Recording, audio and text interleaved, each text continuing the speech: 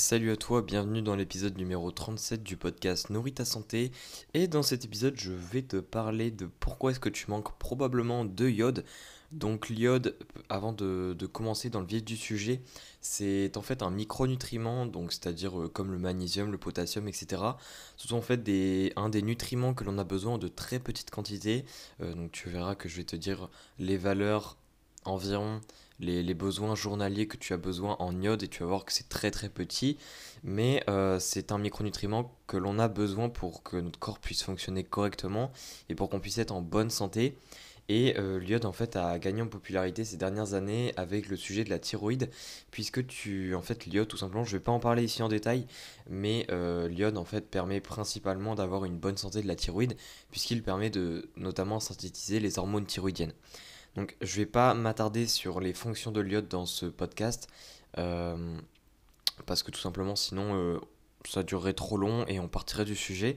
Mais là je vais vraiment parler de les raisons qui font que tu manques d'iode et, euh, et du coup savoir en fait d'où ça vient, parce que tout simplement savoir d'où vient cette déficience en iode, est-ce que tu es concerné, tu vas vite t'en rendre compte si tu es concerné ou pas, et les conséquences en fait de cette déficience en iode, je vais te les expliquer assez rapidement pour que tu puisses prendre conscience de cela.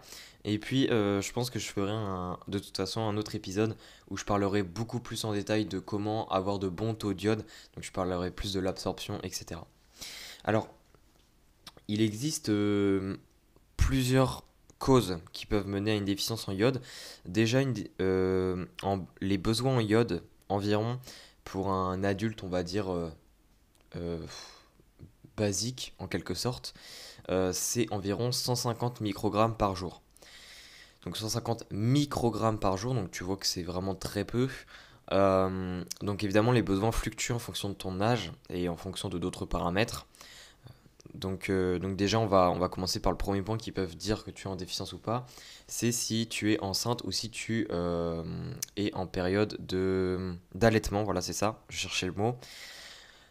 Parce que, en fait, les besoins en iode augmentent énormément lors de ces phases, tout simplement parce que tu es en train de, en quelque sorte, partager les hormones thyroïdiennes que tu produis avec euh, le, le fœtus, tout simplement. Ou alors le bébé. Donc, quand tu es enceinte, tu es à 220 microgrammes par jour et quand tu es en allaitement, tu peux monter jusqu'à 290 microgrammes.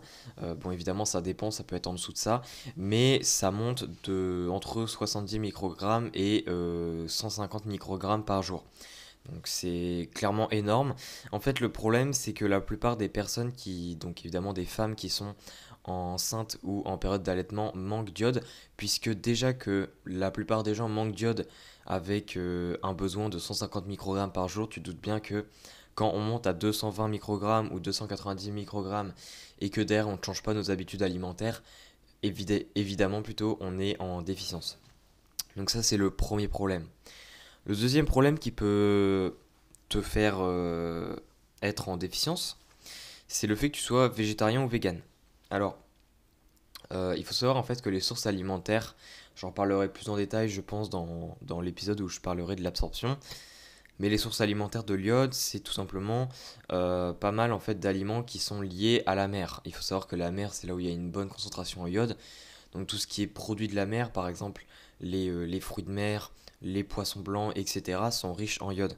Le problème étant que les végétariens et les véganes ne mangent pas cela. Il y a également d'autres, par exemple les produits laitiers, les œufs, etc., qui ont une quantité d'iode qui n'est pas non plus négligeable. Les véganes, eux, ne mangent pas aussi ces aliments-là. Et du coup, le fait qu'ils ne mangent pas les catégories d'aliments les plus riches en iode, les plus intéressantes en iode, va faire qu'ils vont être en déficience très facilement. Donc ça, c'est le deuxième point, c'est si tu es végétarien ou vegan.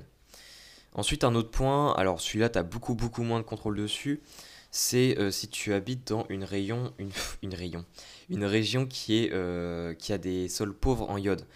Donc en fait, il y a pas mal de régions qui ont des sols pauvres en iode pour plusieurs raisons. Ça peut être aussi bien la pollution, ça peut être aussi bien le fait que ça soit très très loin de la mer, euh, par exemple.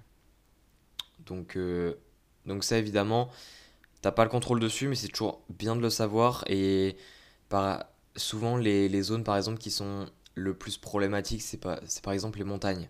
Parce que les montagnes, vu que c'est en hauteur, etc., c'est très loin de la mer, c'est pas du tout exposé à l'iode en fait, donc ça peut vite poser problème.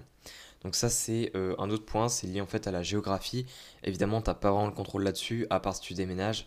Mais je pense pas que déménager juste parce qu'il n'y a pas assez d'iode, c'est forcément une bonne raison. Ensuite, alors, prochain point, c'est tout simplement que tu as des besoins en iode qui sont corrects, qui sont proches des 150 microgrammes par jour environ, mais que tu manges à côté de ça plein d'aliments goitrogènes. Donc là, on va introduire le sujet des aliments goitrogènes. J'en parlerai plus dans le podcast où je parlerai de l'absorption, mais je vais quand même en parler ici. Donc les aliments goitrogènes, en fait, ce sont des aliments qui contiennent différentes molécules qui empêchent l'absorption de l'iode. Par exemple, les aliments goitrogènes, on parle souvent de certains légumes, les légumes à feuilles vertes notamment, comme par exemple le brocoli, comme par exemple les choux de Bruxelles, également les épinards, etc. Donc ces aliments-là, en fait, sont goitrogènes puisqu'ils contiennent des molécules qui vont justement s'attacher à l'iode, donc soit s'attacher à l'iode ou soit désactiver le transporteur qui permet justement d'apporter l'iode à la thyroïde notamment. Et du coup, en fait, ça inhibe tout simplement l'absorption de l'iode. Donc, si en fait tu as des bons taux de iode, mais que derrière tu consommes beaucoup de ces aliments, eh bien, évidemment, vu que ça va bloquer une partie de l'absorption de l'iode, eh bien, tu n'auras plus suffisamment de iode dans ta journée, même si en soi, tu en consommes suffisamment, tu vois. Mais c'est juste que tu n'en absorbes pas suffisamment. Elle est là la distinction qu'on a tendance à oublier assez rapidement. La différence entre je mange et entre j'absorbe, tu vois, il y a quand même une différence entre les deux. Et enfin, le dernier point qui peut te mettre en déficience, ça peut être tout simplement la prise de médicaments. Bon, ça c'est un petit peu toujours une cause possible pour chaque micronutriment. Ici, avec l'iode, ce qui peut poser problème, c'est par exemple les diurétiques. Diurétiques qui peuvent poser problème. Il y a également les médicaments qui sont antithyroïdes. Je ne sais plus comment on appelle ça exactement en français. Mais ça peut aussi poser problème, puisque ça va impacter le métabolisme de la thyroïde et que l'iode est totalement concerné par ça. Et il y a également d'autres médicaments. Mais voilà, si tu prends des médicaments, il faut être vigilant parce que souvent les médicaments inhibent toujours l'absorption d'un des micronutriments que tu consommes tous les jours et dont tu as besoin. Et ça peut très bien être l'iode. Donc maintenant que tu sais tout ça, donc je vais vite fait rappeler les différentes causes. Évidemment, il y a d'autres causes possibles, hein. Il y a tout simplement la cause que tu n'en manges pas assez. Ça, c'est la cause la plus courante, mais elle est logique, donc je ne vais pas l'expliquer.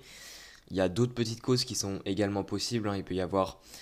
Généralement, en fait, une déficience en un micronutriment, c'est pas qu'un seul facteur, c'est plusieurs facteurs qui sont cumulés, en fait. Donc ça peut être très bien plusieurs facteurs que je viens d'expliquer. Donc les facteurs que j'ai expliqués, c'est le fait que tu sois enceinte ou que tu allaites, le fait que tu sois végétarien ou vegan, le fait que tu habites dans une région qui est très pauvre en iode, donc les sols sont pauvres en iode, également le fait que tu manges trop d'aliments goitrogènes, et enfin le fait que tu prennes certains médicaments qui empêchent l'absorption de l'iode ou qui inhibent son métabolisme. Donc les conséquences de ça va être là. Après voilà, vraiment tout ce qui est absorption, etc. Je parlerai concrètement euh, dans un autre épisode, je pense, ça va être beaucoup plus simple. Mais quel est le problème si tu tombes dans une déficience en iode? Eh bien, ça va être principalement des problèmes de thyroïde, mais pas que. Donc, en fait, l'iode est nécessaire pour la production d'hormones thyroïdiennes, comme je l'ai dit. Le problème étant que si tu n'as pas assez d'iode, tu ne vas pas synthétiser suffisamment d'hormones thyroïdiennes environ tous les jours. Ton corps utilise environ 70-80 microgrammes d'iode pour synthétiser les hormones thyroïdiennes. Donc si tu n'as pas suffisamment d'iode, tu vas pas pouvoir les synthétiser et du coup ton corps lui va en fait stimuler une autre hormone qui va permettre on va dire de rattraper en fait ce retard de synthèse des hormones thyroïdiennes qui est l'hormone la TSH qui est assez connue. Le problème étant que si elle reste élevée parce que tu ne consommes pas assez d'iode, donc la TSH reste constamment élevée pour pallier on va dire ce problème, eh bien ça va tout simplement créer en fait des maladies de la thyroïde, donc ça peut créer aussi bien des cancers, aussi bien des hyperthyroïdies, hypothyroïdies, Ça dépend évidemment des cas de figure, je peux pas dire ça comme ça. Il faut un contexte précis plutôt pour dire concrètement. Mais en fait, euh, ta thyroïde par exemple, ça peut créer un goitre. Un goitre, en fait, c'est ta thyroïde qui va grossir parce que ton corps va essayer en fait de capter plus d'iode en faisant grossir la thyroïde. Enfin bref, dans tous les cas, si tu manques d'iode, ta thyroïde va avoir des problèmes. Et en fait, si ta thyroïde a des problèmes, tout ton métabolisme, en quelque sorte, va avoir des problèmes aussi. Donc évidemment, c'est quelque chose qu'il faut éviter, clairement. Surtout que c'est le genre de chose qui met beaucoup de temps à guérir. La thyroïde, c'est pas le genre de truc, entre guillemets, une fois qu'il y a un problème, c'est pas le genre de truc que tu guéris en 30 jours. Donc ça, faut faire vraiment très attention.